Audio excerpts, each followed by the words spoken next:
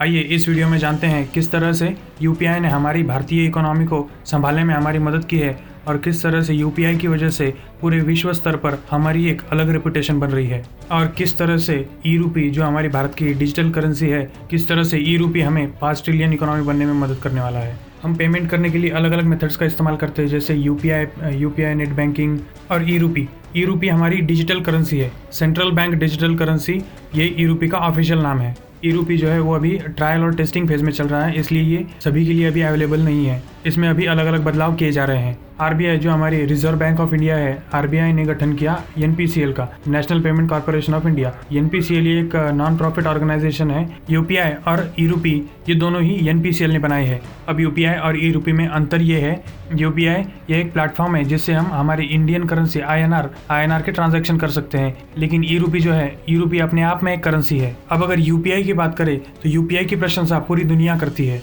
Singapore, UAE, Saudi, Malaysia, France, Oman, इन देशों को हमने यूपीआई टेक्नोलॉजी दी है और भारत बाकी देशों को भी यूपीआई देने के बारे में सोच रही है। इस चीज़ का फायदा ये होगा कि जो अंतर्राष्ट्रीय व्यापार है, जो अंतर्राष्ट्रीय ट्रेड है, वो भारतीय करेंसी में होने लगेगा। क्रॉस बॉर्डर ट्रांजैक्शंस के लिए सबसे ज़्यादा पेपाल का इस्तेमाल होता है। पेपाल को इलॉन मस्क ने बनाया था, जिसे बाद में ईबे ने खरीद लिया। पेपाल जो है वो अपने सर्विसेज के लिए ट्रांजैक्शन फीस लगाती है।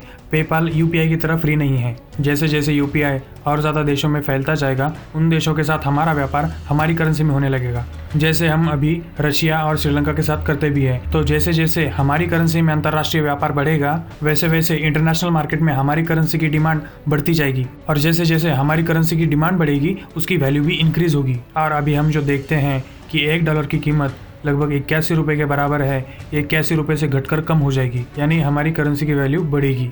और फ़ोनपे ने अभी यूपीआई इंटरनेशनल की मदद से cross border UPI payments launch किया है, जिसकी वजह से अब UAE, Singapore, Malaysia, Nepal, Bhutan, इन सारे देशों में यूपीआई से ट्रांजैक्शन किए जा सकेंगे।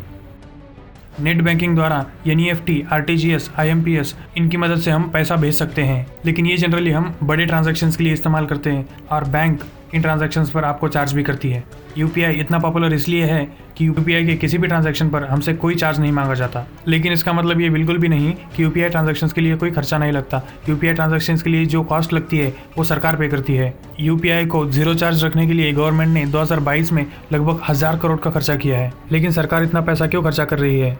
कहते हैं कि लोग खर्चा करते हैं जब खर्चा करने की प्रोसीजर को आसान कर दिया जाए, और यूपीआई से आसान पेमेंट करने का तरीका और कोई नहीं। इसके साथ साथ हमारे देश की पर कैपिटा इनकम भी इंक्रीज़ हुई है। लोगों की इनकम बढ़ी है, लोगों के लिए खर्चा करना आसान हो चुका है और लोग खर्चा कर रहे हैं, और जितना ज़्यादा पैसा घूमेगा वैसे वैसे इकोनॉमी स्टेबल और ग्रो करती जाएगी।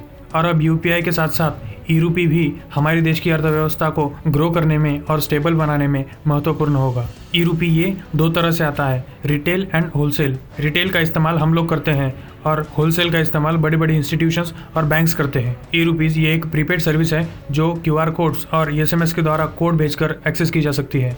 अब ई रूपीज़ की वजह से भारत की अर्थव्यवस्था को फ़ायदा कैसे होगा? फ़ायदा ऐसे होगा कि सपोज़ कि सरकार जो है वो गर्भवती महिलाओं के लिए और उनके बच्चे की देखभाल के लिए पैसा भेजती है, लेकिन ये पूरा पैसा फंड ट्रांसफ़र के प्रोसीजर में बीच बीच में होने वाली चोरी चकारियों की वजह से उस परिवार तक नहीं पहुंच पाता। लेकिन अब सरकार जो पैसा है वो डिजिटल करेंसी के द्वारा क्यूआर कोड के फॉर्म में उस परिवार को दे देगी और वो परिवार इसका इस्तेमाल कर सकता है।